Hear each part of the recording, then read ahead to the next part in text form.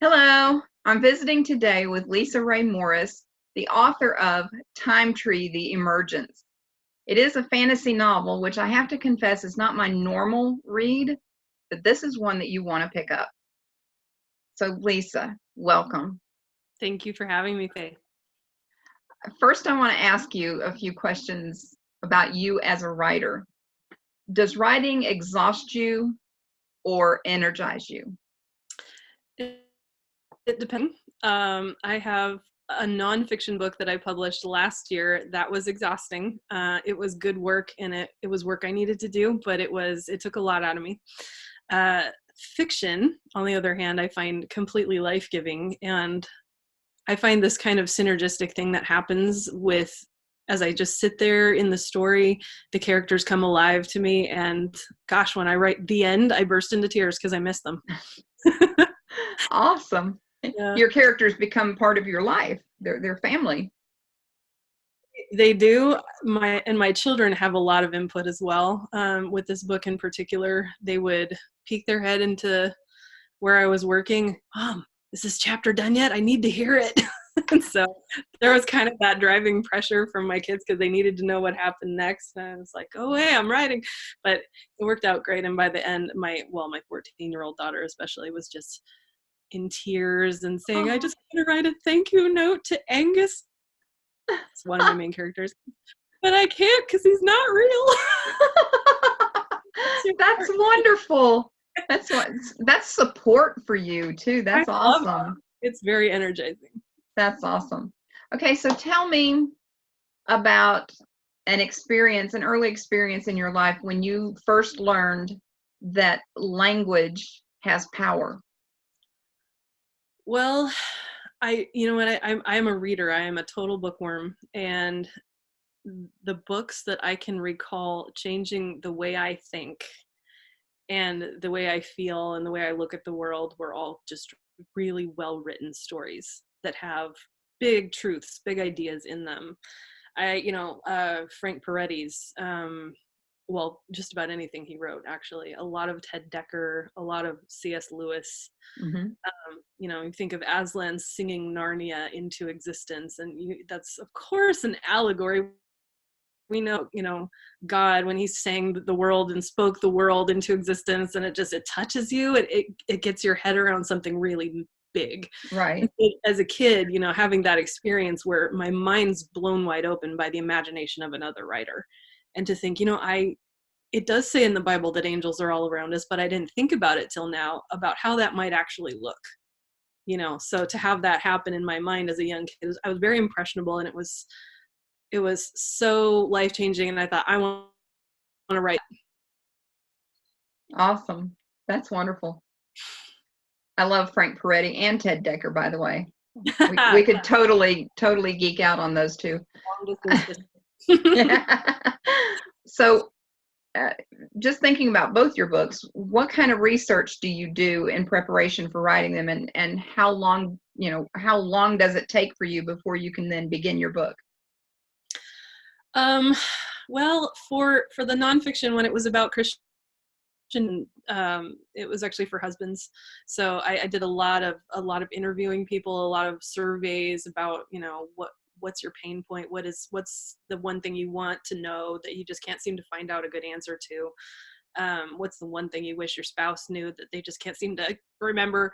Things like that. So that there was a lot of prep beforehand for that book. But for the fiction one, I would only I fell down a rabbit hole many times because I am a nerd. I love information. I research. And I would find myself just reading all day about things and realizing, oh, I haven't written any words today because I've just been so excited to learn all this new stuff. Yeah. And there's such a rich historical element to my fiction book that I wanted to make sure that there is not a single thing in there, and I'm pretty sure I accomplished that there's not a single thing in there that isn't accurate. So all of the things I say could happen scientifically. I had to research wood carving, particle physics. Oh, is that all? the weather in Scotland, the geography of a certain region, wildlife, different things. So what I would do is I would just take that chapter by chapter. So this time I have to write a scene where somebody's in a graveyard on a beach, but this is a real graveyard. So I would go ahead and just research that graveyard, how old it is, how it got, the layout of it, the view from there, and then even the topography of the land, so I can tell which way the breeze is blowing. Because if the character's facing the ocean, then the breeze is hitting her back. But I didn't want to just say that. I want to make sure it was there. Right. So that's how nerdy I am. But I had to develop a system where I would ask a specific question, and then as soon as I found the answer to that question, stop. Because I could just read all day, and it was terrible. I get that. I kind of went through some of those rabbit holes too. Strange we didn't meet, but we weren't talking the particle physics. I missed that turn. I was the only one here. Oh, so was there anything that you had to edit out of Time Tree: The Emergence? There was the epilogue. I have a very specific cliffhanger there, and what I had done was I was so excited about where the next book was going that I had almost written chapter 1 of book 2 and stuck it in there. And I was like, I'm setting up a lot of stuff. It's too much because I've said the end and I need to mean it.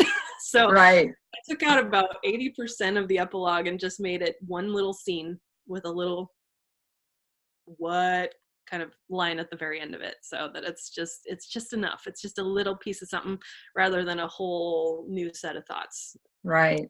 But a lot of the editing was adding stuff in because, I just pulled my earring out. That kind of hurt. Sorry. What I ended up having to do was edit stuff in dialogue, and as I write dialogue, I would realize as I go back and read it that there's these characters just standing in a white room, like you don't really know what they're doing, and I'd have to go back and ground them, like this is what they're doing. Right. This is the object they're holding. They're like they're wrapping a present, they're passing a scissors, that kind of stuff, and I would just have to kind of stick that stuff in there to kind of give you more of a visual, but that's just something I do. So I understand. I was, when I was writing mine, it was like, okay, here's this fact, here's this fact, here's this fact. Would be nice if we had a description of what this house that you've just mentioned looks like. Yeah. Or, this room that you just walked into, how's it furnished? So, yeah, I've had to go back and do a few things. Okay, so here's a biggie. What does literary success look like for Lisa Rae Morris? For me, it's tempting to think about a wide readership. It's tempting to think about movie rights, but I don't know. I just go back to where I started, which is that I read a book and it changed the way I think. And if I were to do that for someone and they were to look at the world in a bigger way, they were to think about time differently, they were to think about the spirit world differently, that is a success for me. Just to get people discussing big issues and remembering what they learned. There you go. Okay. So let's talk about the book. Tell me the backstory behind this book. Okay. Well, I was in a weird mood one day and I just get in these moods sometimes, and I just wanted to I wanted to immerse myself in some whimsy. We'll just put it that way. And I didn't have any new books on my shelf. I couldn't really think of anything I wanted to read, so I went on Pinterest, as we do, and I was looking at pictures of European castles, like old abandoned castles, because those are just spark my imagination. Yeah. And I found a particular one in a little Scottish village called St. Cyrus, and it's got a funny name. It's called Ecclescraig Estate, and the castle itself isn't huge, and it's no longer occupied. It's actually pretty run down, but it's just so forlorn. It's very very Bram Stoker's Dracula-ish. It's very what do you call that type of art? It's Gothic. I'm blanking. Gothic. Thank you. Gothic architecture, which I love. And so I just started to research the history of this building because it had just completely enchanted me. And I thought that would be really cool to write a story about this building. And that kind of launched me down this path of, trying different things with it. There were a few things I kind of I tried a plot here, a plot there. It wasn't going. I'd kind of written myself into a corner a little bit, but at one point I was just frustrated because I was thinking about what if the castle moved from one place to another? Nah, too hard, too impractical, too weird, too Doctor Who, right? And then I thought, what if there's something in the castle, somebody stumbles across it, it's been done. That's Beauty and the Beast, right? Okay. And so my daughter said, well, Mom, what if it's not like a magic mirror or something? What if it's the wood that it's made out of? What if there's something weird about the tree that it came from? And I went, oh, always ask a 12-year-old when you're stumped. Because it's like, what? I think you just fixed it. So for the next 3 days, I did nothing plot, and then it became what it is. Wow. Mm. See, that's perfect advice for an author. Ask a 12-year-old. 12-year-old or any kid, really, that just has an imagination. Yeah, it was awesome. That's great. I love that. So let me ask then, why did you choose to write this as a fantasy novel? Well, fantasy is kind of a tricky term because it's called fantasy because it has angels in it. But as we know, angels aren't really fantastical creatures; they're real. Mm-hmm. So it's more sci-fi. Fantasy is just, it's kind of a junk drawer term for things that people don't understand or think exist. So that's kind of how it ended up in that category. But as Writer's Digest once said, cross genre is the new black, or whatever it was they said. Cross genre is kind of a thing that's gaining popularity. So I actually find my story a little bit difficult to categorize, and that has worked for me. I have a ton of historical research into this. It's a very well-written Victorian Scottish rural story. So I have gotten historical fiction fans on board who wouldn't touch sci-fi, but they like this. Right. And sci-fi fans who don't really like the whole historical thing, they like this because it's got both. So the fantasy part is just because people aren't comfortable with the spirit realm. Gotcha. Yeah. Gotcha. They prefer the cherubs and. Yeah, just things that are a little bit more typecast. Right. Now, I think I heard somewhere that you have a soft spot in your heart for the elderly. Is that right? Yeah, I do. The first job I got after my daughter was born, so I have 3 kids, but my oldest, who's 14 now, who was the 12-year-old that fixed it. She was 6 weeks old, and I was still under the impression that I needed to be a working mom, which I've totally changed my mind about nowadays because it just doesn't work for me. But back then, I thought and get a job, and the best one I could find was to be an activity assistant at a nursing home. And I thought, this I can do, because when I was a kid, where a lot of people were babysitting little kids, I was babysitting people's grandmas.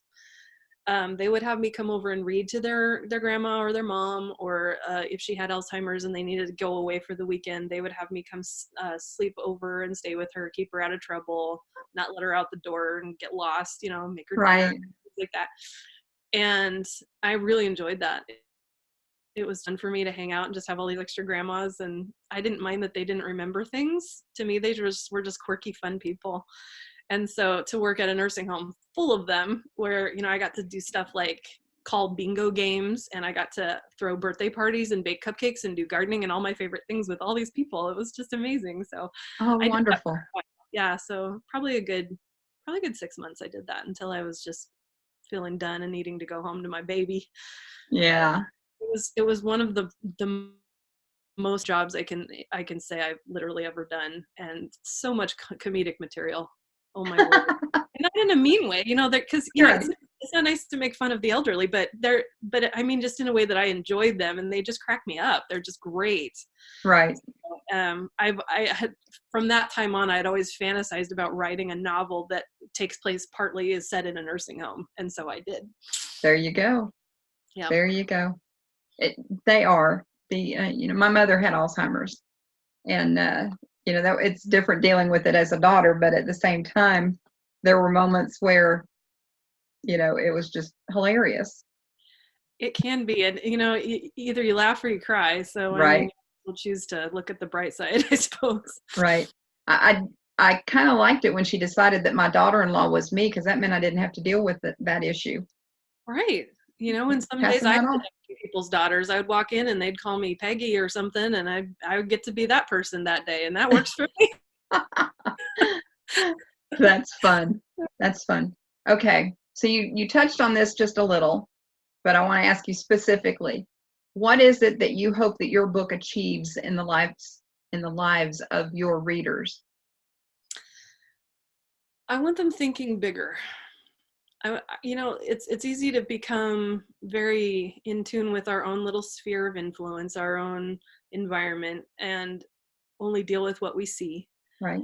And forget that whole groups of people out there that we don't interact with on a daily basis, that there's whole worlds of things going on in the unseen realm around us, that there is a God who's bigger than we can possibly imagine. And all of these things are really big themes in my book, that, the God owns time, and it's this thing that's flexible, and he decides what to do with it. And we just get used to the predictability of it, but it really isn't. And, most of us don't study physics or particle physics on a daily basis. I think you'd have your mind blown, Right. how gravity bends time. I don't think people realize that I time, don't. your head is actually aging faster than your feet if you're standing, because Oh, your feet are closer to the ground, which means we should lie down more, right? apparently. What's wrong with it? It's nap time. I mean, you don't experience relativity that severely, but Right. seriously, like they have to adjust the clocks on satellites just because they're farther from gravity, and the time is flowing differently in space. It's very, very weird. So just stuff like that. I just want people to think bigger and go, okay, so if there's this huge God and there's all these huge things going on, and I'm part of it, why am I here? Right. What is God's plan for me? If there are no coincidences, what's God's plan for me? And there are people that I don't understand, and everybody's on this journey and they're all more complicated than they look on the surface. Right. I've taken the time to properly understand this person, things like that. So yeah, I love those big themes, and I hope that my stories accomplish that, just get people thinking. Wow. Wow. You just blew me away. And it's not often I get speechless. I thank you so much for showing up and sharing with us. I highly recommend that people get this book and read it. I mean, who wouldn't want to have an understanding of who God is and how huge he is and how we actually fit into his plan? Yeah. To be able to ask that question from our heart of who we are, who am I, God? Why am I here? That's awesome.